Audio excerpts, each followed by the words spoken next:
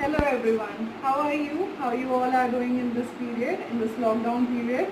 I hope you all are doing good and you are safe at your homes. Okay, today we are going to discuss a new topic of grammar, which is actually a very basic but a very important topic. That is, you can see here itself, pronouns and its kinds. So let's discuss, first of all, let's discuss how many types of pronouns are there. There are total 10 types of pronouns which we will discuss after some time, but let's start with a basic example. There is one example given here in which the name Jia is used. Okay, if I say Jia is an intelligent girl, Jia is beautiful, Jia loves to play cricket, Jia loves to go to the market, does that sound good? No. By repeating the word Jia again and again, it's not sounding very pleasant to the ears. So, what we have to do is that we can replace this noun, as you can see here, Jia, with some another word which is actually a pronoun. Is that clear? We can say Jia is an intelligent girl, she is beautiful, she loves to go to the market, she loves to play cricket. So here the word which is used in place of Jia, that is she, is actually a pronoun. I hope from the very beginning it's clear to you. Let's go to the definition and then you will be able to understand it in a better way. A pronoun is a word used in place of a noun. So you can also say that a pronoun is a substitute for a noun when the same noun is repeated again and again in the sentence. You can see here in the example once again, Jia is an intelligent girl, she loves to dance, everyone admires her.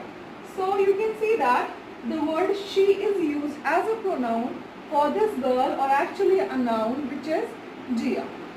Okay. In the next line, or you can say in the second part of the sentence, it's given everyone admires her. Okay, here this word her is also referring to Jia only. Again, it is one of the types of pronouns. Also, one more word is given here, that is everyone. Everyone is again a type of pronoun where it is used for some noun which is not very much clear which it is referring to, but it is a pronoun. We will read about it, or we will discuss about it after some time. Okay, so the next point is what is this word Jia actually is, or you can say what do we call this noun for which we use a substitute pronoun. Let's go through this definition once again. The noun which a pronoun stands for is called its antecedent. Is that clear?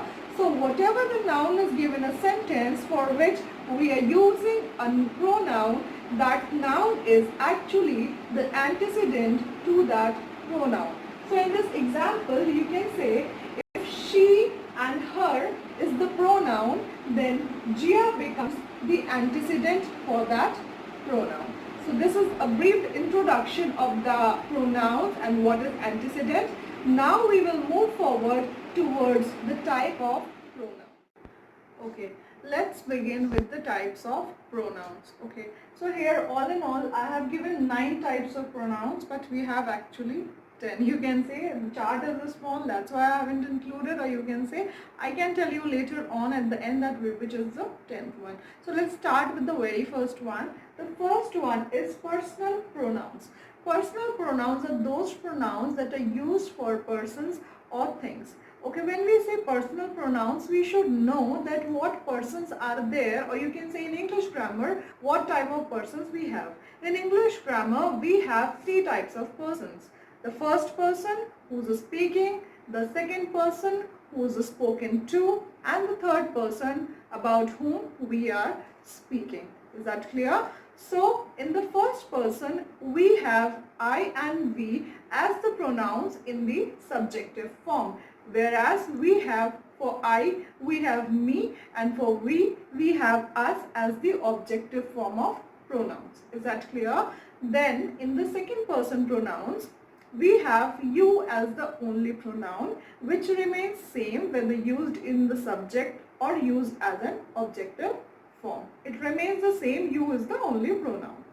Then in the third person, we have he, she, it and they, as pronouns in the subjective form, whereas we have him, her, it and them as the pronouns in the objective form. Hope it is clear to you all. Now come to the second type of pronouns. Second type of pronouns is interrogative pronouns. So basically those pronouns that are used to ask questions are the interrogative pronouns. From the words itself, like who, what, which are actually the question words, you can understand that these are used for asking questions and these are pronouns. See, these words can be used as adjectives also, interrogative adjectives, but in that case they describe the noun which is coming in the question. But when we use them as a pronouns, the sentence structure is slightly different. That is, after the question word, there is no noun straight away coming. Also, the words who, whose, which and whom are used for persons, whereas the word what and which are used for things in the case of interrogative pronouns. Let's take an example here. Who has made this painting? So here you can see in this question the word who is acting as an interrogative pronoun. Let's take one more example. What do you want? It's again a question. Then the word what here becomes an interrogative pronoun. Okay, hope it is clear. Let's move to the next one. The third one is indefinite pronouns. Okay, so as you can see, the name itself suggests that the noun is not definite here. Okay, so any pronoun that is used for any noun which is not definite, or you can say which is just understood or implied in the sentence, is an indefinite pronoun. Some examples are given here: all, many, everyone. Apart from that, we have few, we have either, we have neither also as indefinite pronouns. Let's take one example here. All were satisfied. So here the word all becomes indefinite pronoun because it's not very much clear to which noun it is referring to, but it is quite understood. It is implied that it is referring to some sort of noun. Okay, let's move on to the next type now. Fourth one is relative pronouns. Okay, some words are given here. Who, what, who and which. You can see the words are quite similar here, interrogative pronouns, and who is given here also and here also. But the thing is, when we use these words as interrogative, not as interrogative, as relative pronouns, then these words are used to connect a noun with the rest of the words that follow in that sentence. Let's take an example and then it will be more clear to you. Let's take an example. It can be like the medicine which was suggested by the doctor proved to be very effective. So you can see here the word, or you can say the pronoun which is used for medicine. Is that clear? And then it connects this noun medicine with the rest of the words in the sentence. So accordingly, this word which becomes a relative pronoun because it connects the noun medicine with the rest of the words that are following in the sentence. I hope this much part is clear to you all.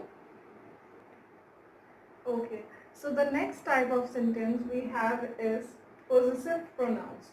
Possessive pronouns are those pronouns that are used to convey or that are used to show possession. Some examples are given here, like you can see mine, yours, theirs. You can see that all these words are actually used to show possession. For example, possession means ownership. Let's take an example here. This book is yours. This car is mine. So in that way, these pronouns mine, yours, they are used to show possession over some noun given in a sentence. So these type of pronouns are the possessive pronouns. Let's take the next one. The sixth one is reflexive pronouns. Okay, reflexive pronouns are those pronouns, or you can say these pronouns like myself, yourself, themselves, ourselves, such pronouns, when they are used, or you can say when they become the receiver of the action, then these pronouns are called as reflexive pronouns. Let's take an example here once again. She blamed herself. I hurt myself. So the words herself, myself, you can see these words are reflexive pronouns here, and accordingly they are the receiver of the action. You can see the example, I hurt myself. That means I am myself the receiver of the action. That means the word myself is a reflexive pronoun. Here the pronoun which is given as a reflexive pronoun will depend on the subject. Like we can take an example once again. If the subject is she, the pronoun will be, the reflexive pronoun will be herself. If the subject is he, it will be himself. If it is our, it will be ourselves. If it is they, then it will be themselves, and so on. Okay, let's move to the next one. The next one is intensive pronouns. Okay, these type pronouns are also known as emphasizing pronouns, and as the name suggests, they are used for conveying, or you can say to put some sort of emphasis in a sentence.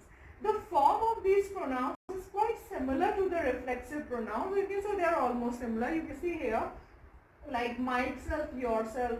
See here also you can see the same words, but their usage is slightly different. So when we use them to put emphasis or to convey that strong force behind in any sentence, then they are known as the intensive pronouns, or you can say the emphasizing. Okay. For example, we can say she herself called me. So here you can see that there is some sort of force or emphasis given on the action. You can say she herself called me. By listening itself, you can understand that emphasis is given in the action that she herself called. Okay, we can even say she called me, but when we say she herself called me, that means some sort of emphasis is given here. She becomes the pronoun, she is also a pronoun, but the word herself here actually becomes an intensive pronoun, or you can say an emphasizing pronoun. So I guess you are able to understand the difference between the reflexive pronouns and intensive pronouns, even when they look quite similar. Is that clear? Now let's come to the next type of pronoun, that is demonstrative pronouns. As the name suggests, these types of pronouns are those pronouns that are used to refer to objects which are there, for which they are used in a sentence. We can say some examples are given here. This, that, those is given. These is also one of the demonstrative pronouns. Like I can say, this is a car.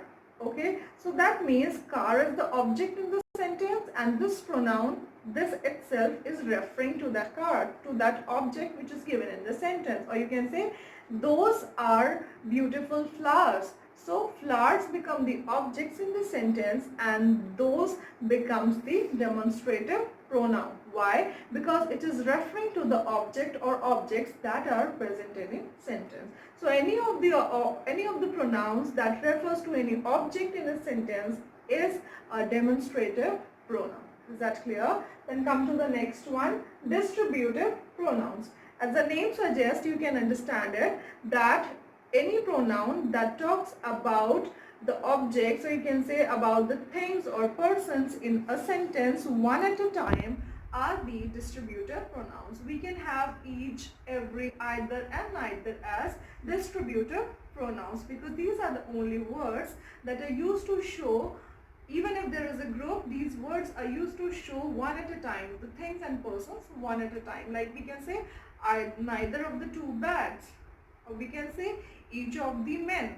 So in that case, this word each or either, or even if the word neither is used, they are actually the distributive pronouns. So with that, we have finished these types. Apart from that, we have one more type of pronoun which I have not mentioned here. Let me tell you in just a brief. That is the reciprocal pronoun. Reciprocal pronouns are those pronouns that are used to show a mutual relationship or action going on in a sentence. Basically, we have two types of reciprocal pronouns. We can say each other and one other. Is that clear?